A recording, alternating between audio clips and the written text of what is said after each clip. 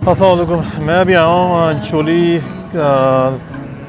पुराना अंचोली ओल्ड अंचोली किसी काम से। तो काफ़ी पुराना एरिया, किसी ज़माने हम यहाँ पे बचपन में भी आते थे। वैसे तो खैर मैं जो ग्रो अप में हूँ रिजविया के अंदर हूँ, तो आपको आज ये एरिया दिखाते हैं थोड़ा सा अंचोली सोसाइटी का। तो देखें, तो ये एरिया कहते हैं जी, ये अंचोली का ग्राउंड है।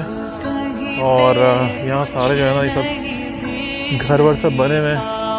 और कम्युनिटी बेस तो खैर सबको पता ही कि कम्युनिटी बेस का एरिया है सारा। ये एलएसएससी कम्युनिटी यहाँ पे होती है।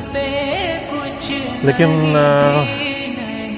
मैं बहरहाल अपने हवाले से मैं सारी कम्युनिटीज़ का मैं एहतराम करता हूँ और मैं हर जगह जाता हूँ। और मेरी कोशिश ये होती है कोई भी इस तरह के जो जगह हैं, मैं उनको जाके जाना वो थोड़ा कैप्चर करूँ, लोगों को अपने चैनल पर दिखाऊँ।